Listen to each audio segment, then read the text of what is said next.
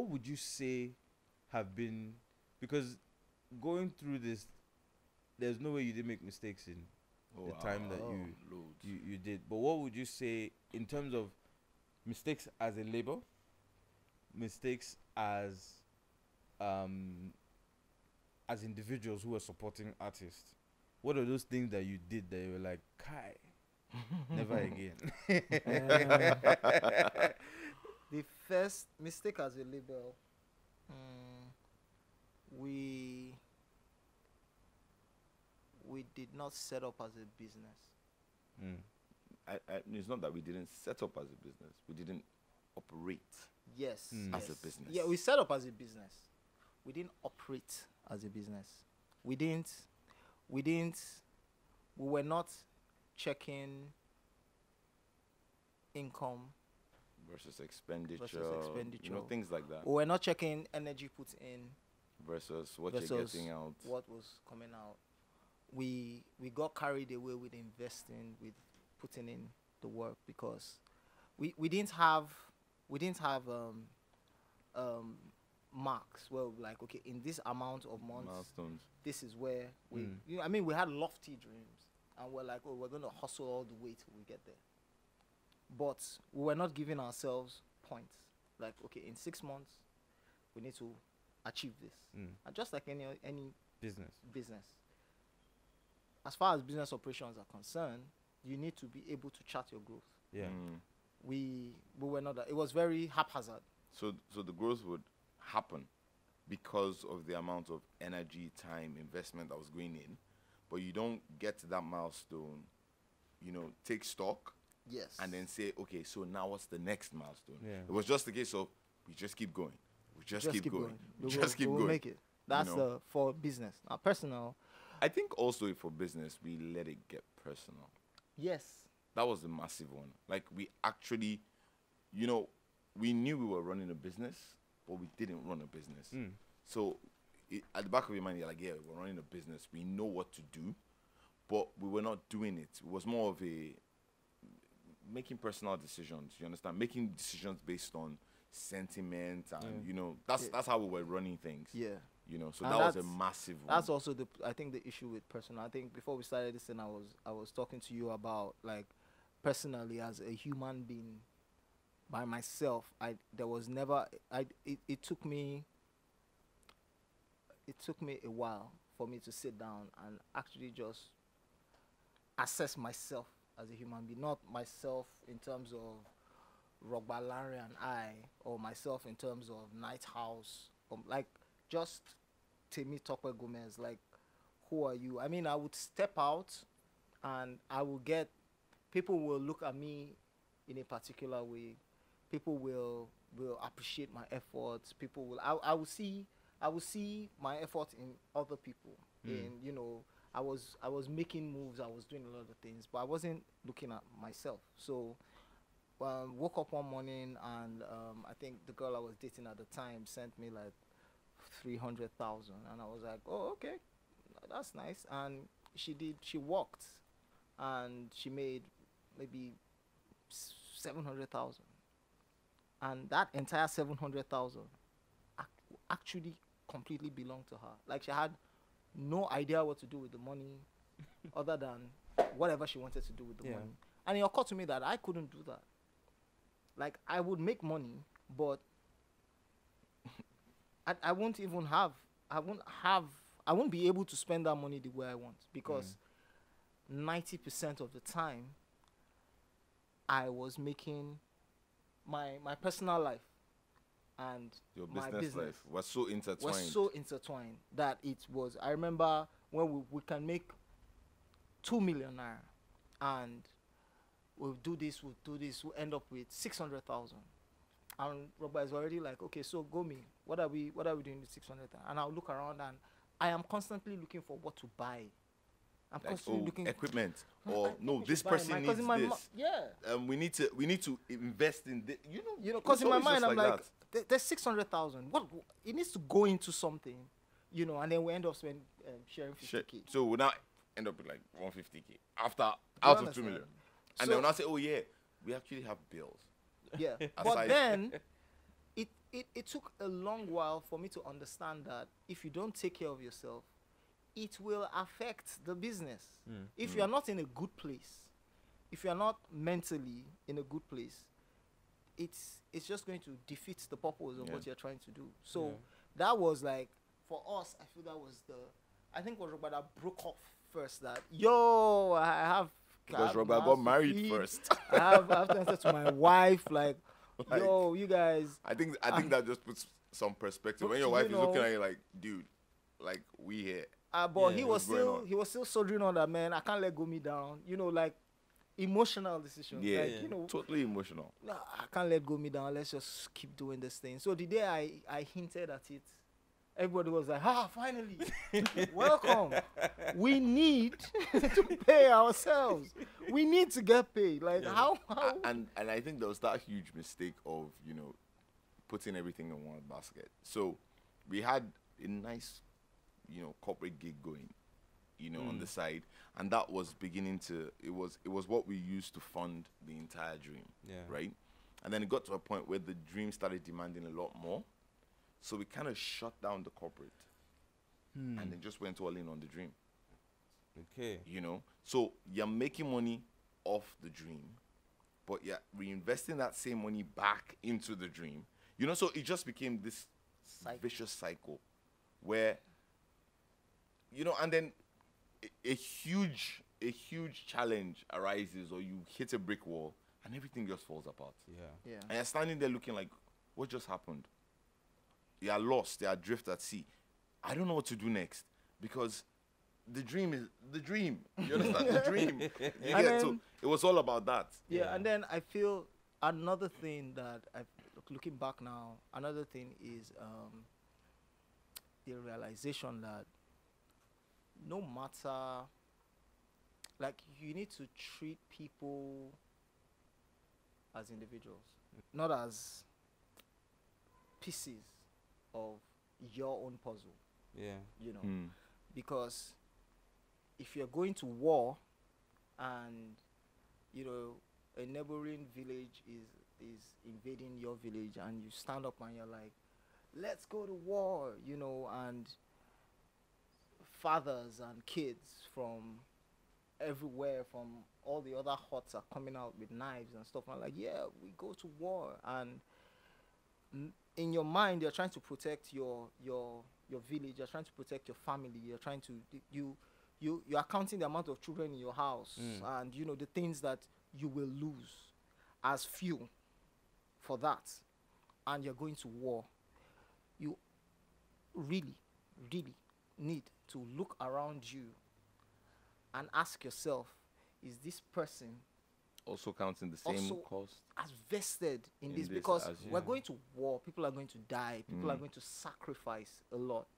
So I feel it got to a point where I personally, I don't know if it happened to them as well, I personally started getting surprised when people more or less came to me like, dude, it's not really that deep for me.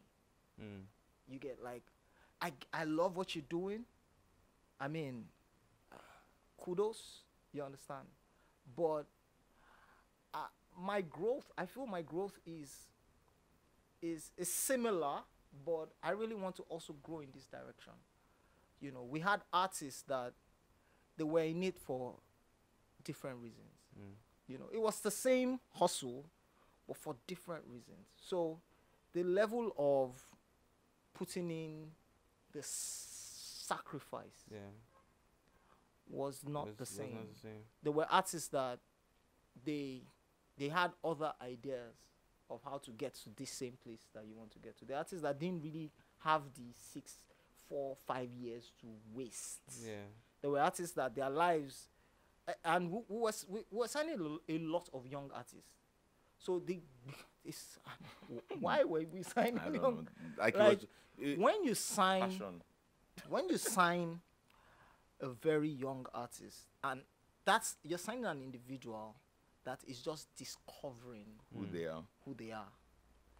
So if you are putting all that weight on someone that is still, like, you know, getting into university, Still trying to understand what's going on. What am I doing with my life? What am I doing with my career? What do I want to do when I get out of university? Do I still want to do this music thing or not?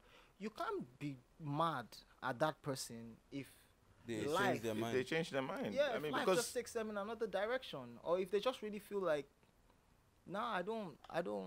but I don't want to die here. You know. Yeah, like I want to do this other thing, or I want to do that other thing, or I just want to explore. Like if I want to sign any artist right now, I would sign a Brimo.